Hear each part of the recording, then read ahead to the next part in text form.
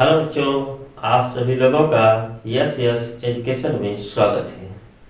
बच्चों, आज हम पढ़ेंगे डिस्पर्जन ऑफ लाइट अर्थात प्रकाश का वर्ण विक्षेपण। प्रकाश का वर्ण विक्षेपण पढ़ने से पहले हमें देखेंगे कि प्रकाश क्या है। What is light? प्रकाश क्या है? देखिए, लिखे हैं लाइट प्रकाश। प्रकाश एक प्रकार की ऊर्जा है जो इलेक्ट्रोमैग्नेटिक वेव के रूप में संचरित होती है। अर्थात प्रकाश एक प्रकार की ऊर्जा है जो विद्युत चुंबकीय तरंग के रूप में संचारित होती है। संचारित का मतलब होता है गमन करती है, चलती है, जैसे मछली तैरती है। उसी तरह से प्रकाश कैसे चलती है? इलेक्ट्रोमैग्नेटिक वेव्स, विद्युत चुंबकीय तरंग के रूप में।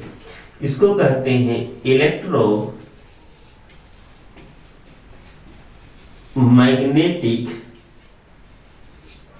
वेव्स, विद्युत चुंबकीय तरंग के रूप में। और प्रकाश का ज्ञान कैसे होता है हमको? स्पर्श करके नहीं, सूंघ के नहीं, टेस्ट करके नहीं होता। तो प्रकाश का ज्ञान कैसे होता है? प्रकाश का ज्ञान हमें आंखों द्वारा होता है। अगर आंख पर हम पट्टी बांध दें, अगर हम पूछे आपसे कि भाई प्रकाश है, तो इसका ज्ञान नहीं होगा। तो प्रकाश का ज्ञान कैसे होगा? आंखों के द्वारा होता है। इसकी जो तरंगदैर्घ्य होती है, वेवलेंथ 3900 एंगस्ट्रॉन से लेकर के 7800 एंगस्ट्रॉन के बीच में होता है। अब देखिए प्रकाश का वर्ण विक्षेपण, डिस्पर्जन ऑफ लाइट।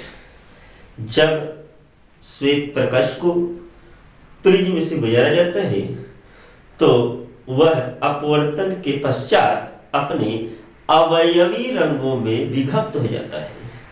इस घटना को कहा जाता है वर्ण विक्षेपण। जब सूर्य का प्रकाश प्रिज्म से होकर गुजरता है तो वह अपवर्तन के पश्चात, याद लीजिए, रिफ्रैक्शन के पश्चात, अपवर्तन के पश्चात अपने अवयवी रंगों में विभक्त हो जाना कहा जाता है वर्ण विक्षेपण, डिस्पर्जन ऑफ लाइट। हमने देखिए प्रिज्म बना दिया है। अब यहां से श्वेत प्रकाश को गुजारा गया। अपवर्तन, अपवर्तन का मतलब क्या होता है? एक माध्यम से दूसरे माध्यम में प्रवेश करना अपवर्तन कहलाता है। और किसी तल से टकराकर पुनः उसी माध्यम में वापस आ जाना परावर्तन कहलाता है। अपवर्तन दो माध्यम होना जरूरी है और परावर्तन में एक ही माध्यम होती है, उसी माध्यम में वापस आ जाना। जैसे आप बोर्ड देख रहे हैं, अगर हम एक पत्थर का टुकड़ा मारे, यहां से टकराएगा, पुनः इधर ही आएगा, तो यह आपका परावर्तन होगा। अगर इसको छिद्र करके उस पार निकल जाए तब कहा जाएगा कि अपवर्तन हुआ। तो एक माध्यम से दूसरे माध्यम में जाना अपवर्तन, और तल से टकराकर पुनः उसी माध्यम में वापस आना परावर्तन कहलाता है। देखिए प्रकाश का किरण, प्रिज्म, इसका एक माध्यम होगा।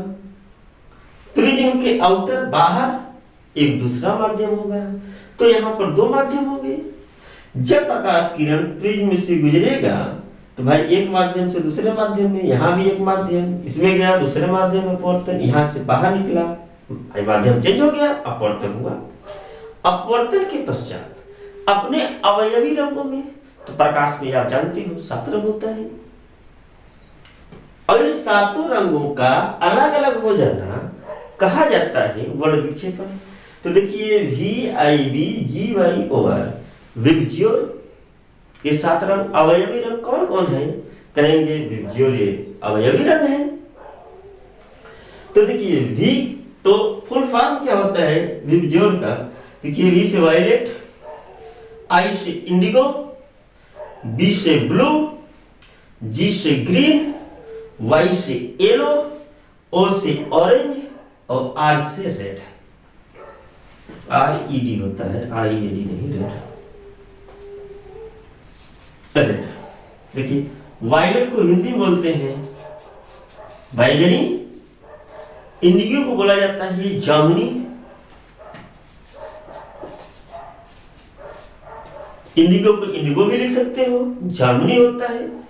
इसको कुछ लोग आसमानी के नाम से भी जानते हैं।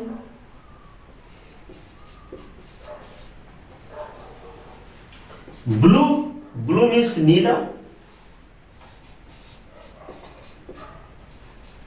ग्रीन, ग्रीन मीन्स हरा।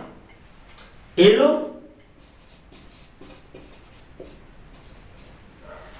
पीला। ऑरेंज, नारंगी। और रेड माने होता है लाल।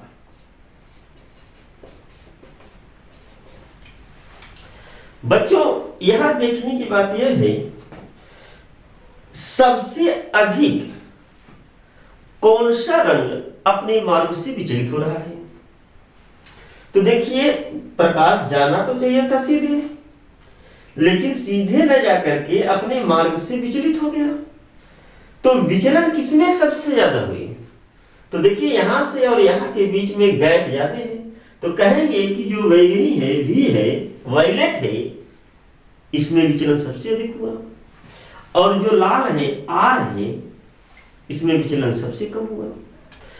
तो विचलन सबसे अधिक बैगनी में होता है और सबसे कम विचलन लाल रंग में होती है।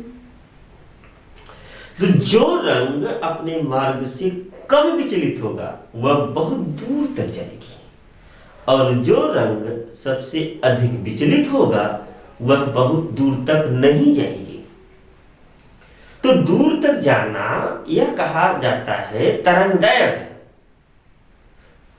तो इससे क्या पता चलता है कि तरंगदैर्घ्य सबसे अधिक लाल रंग की होगी और सबसे कम तरंगदैर्घ्य बैगनी का होगा। तो यहां पर दो क्वेश्चन, सबसे अधिक विचलन बैगनी का, सबसे कम विचलन लाल रंग का। सबसे दूर तक कौन जाएगी? लाल रंग। सबसे अधिक तरंगदैर्घ्य किसका होगा? लाल रंग का। सबसे कम तरंगदैर्घ्य किसकी होगी? कहेंगे बैगनी रंग का। और देखिए, इसको मिटा दे थोड़ा सा।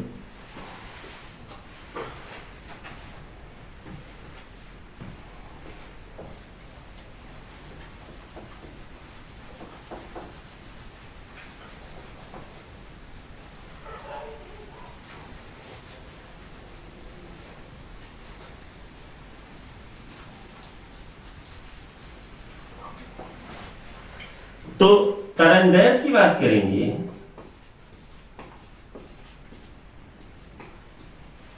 लाल रंग कहेंगे सबसे अधिक,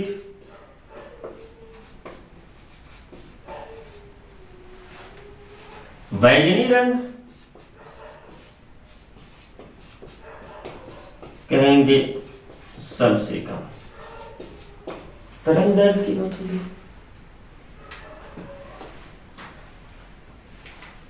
अपवर्तनांक और तरंगदैर्घ्य में क्या रिलेशन होता है? जिसका तरंगदैर्घ्य ज्यादा उसका अपवर्तनांक कम। तो किसका तरंगदैर्घ्य ज्यादा? लाल का तरंगदैर्घ्य सबसे अधिक।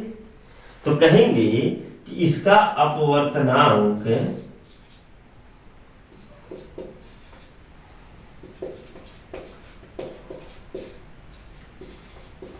सबसे कम होगा।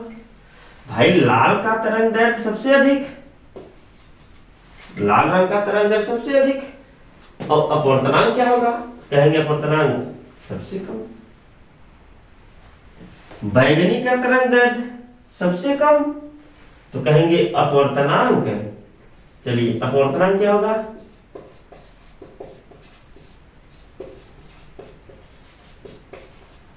सबसे अधिक।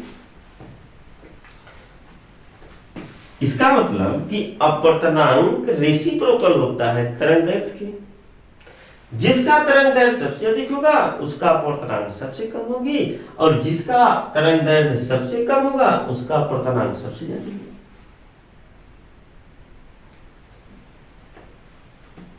फॉर एग्जाम्पल में देखिए, खतरे का सिग्नल लाल रंग, क्यों, क्या कारण है कि लाल रंग को ही खतरे का सिग्नल बनाया गया? क्योंकि उसका तरंगदैर्घ्य सबसे अधिक है, वह रंग बहुत दूर तक दिखाई देगा। इस कारण से लाल रंग सिग्नल में खतरे का प्रयोग किया गया। एक क्वेश्चन आता है बच्चों कि पारदर्शी माध्यम में वेलोसिटी, वेग, किसका वेग अधिक होगा और किसका वेग कम होगा? वेग किसका अधिक होगा? तो जिसका अपवर्तनांक अधिक, जिसका अपवर्तनांक अधिक उसका वेग कम, और जिसका अपवर्तनांक कम उसका वेग अधिक। जैसे अगर पूछा जाए कि मान लीजिए पारदर्शी माध्यम कांच है, कांच में बैगनी का वेलोसिटी ज्यादा होगी कि लाल रंग का वेलोसिटी ज्यादा होगा? तो ध्यान दीजिए, वेलोसिटी किसके ज्यादा होगी? हमने आपको बताया जिसका अपवर्तनांक कम उसकी वेलोसिटी ज्यादा। तो अपवर्तनांक किसका कम है, लाल का कि बैगनी का?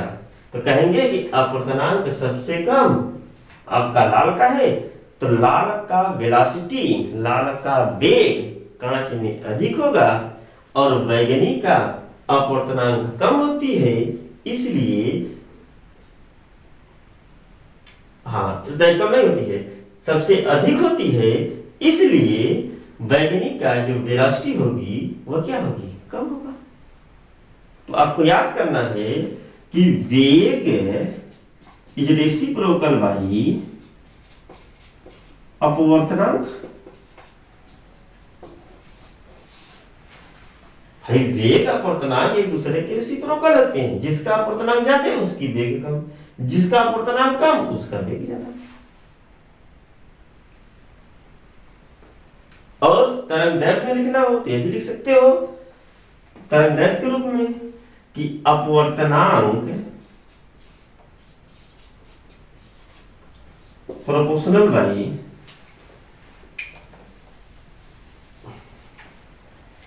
जो अपवर्तनांक होता है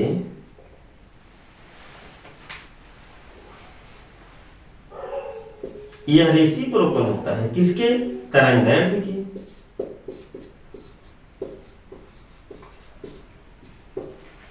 एक फार्मूला यह भी आप याद कर सकते हो भाई, अपवर्तनांक ज्यादा वेग कम, तरंगदैर्घ्य ज्यादा अपवर्तनांक कम, तरंगदैर्घ्य कम अपवर्तनांक ज्यादा। व्युत्क्रम का मतलब क्या होता है, एक होता है एक कम दूसरा वाला ज्यादा, एक ज्यादा दूसरा वाला कम, यह तो अपवर्तनांक होता है।